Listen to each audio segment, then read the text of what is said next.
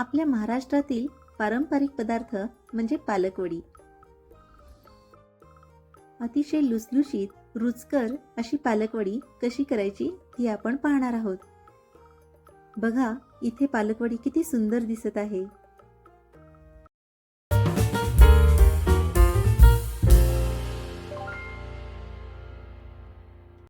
चला तर मग रेसिपीला सुरुवात करूया. स्वच्छ धुवून चिरलेला पालक 1 कप घेऊयात. 3 ते 4 चमचे डाळीचे पीठ घेऊयात. खुसखुशीतपणासाठी 1 चमचा तांदळाचे पीठ घेऊया. हिरवी मिरची, लसूण, कोथिंबीरचा ठेचा 1 चमचा घेऊया. त्यानंतर तीळ 1 चमचा, 1 चिमूटभर हिंग आणि अर्धा चमचा किंवा पाव चमचा हळद घेऊया. धने जिरे पूड 1 चमचा घेऊयात. चवीसाठी आणि पचनासाठी ओवा पाव चमचा घेऊयात. त्यानंतर मीठ 1 चमचा घेऊयात. खुसखुशीतपणासाठी सुके खोबरे किंवा ओले खोबरे किसलेले 2 चमचे घेऊयात. चवीसाठी लिंबूचा रस 1 चमचा घेऊयात. त्याचबरोबर या वड्या खुसखुशीत होण्यासाठी आणि हलक्या फुलक्या होण्यासाठी 1 चिमूटभर बेकिंग सोडा घेऊयात. हे सर्व व्यवस्थित मिक्स करून घेऊयात आणि आवश्यकतेनुसार थोडेसे पाणी टाकूयात. हे पीठ मळत असताना जास्त पाण्याची आवश्यकता लागत नाही, कारण ऑलरेडी पालकाच्या भाजीमध्ये पाण्याचे प्रमाण भरपूर असते.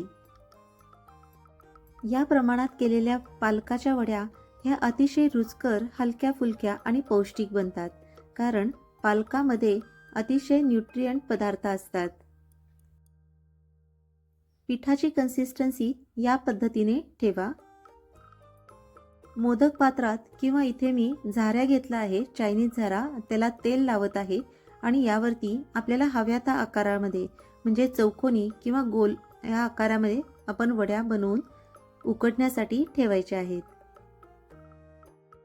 या वड्या तुम्ही एका प्लेटमध्ये किंवा वाटीमध्ये थापून ठेवल्या उकडण्यासाठी तरीही चालतात.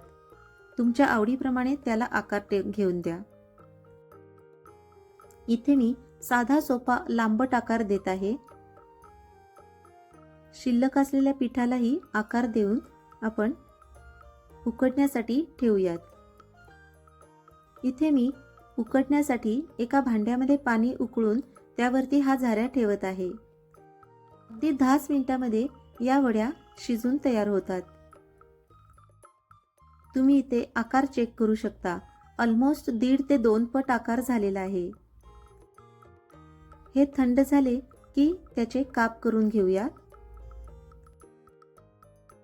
थंड झाल्यानंतर अगदी व्यवस्थित त्याचे काप आपल्याला करता येतात.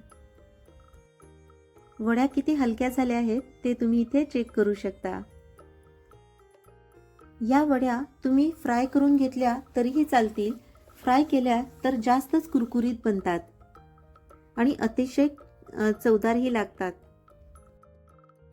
पण मी इथे अगदीच कमी तेलामध्ये या वड्या परतून दाखवत आहे. परतण्यासाठी मी नॉनस्टिक कढई वापरली आहे. तेलामध्ये मोहरी, तीळ, कढीपत्ता, कांदा टाकून परतून घेऊया.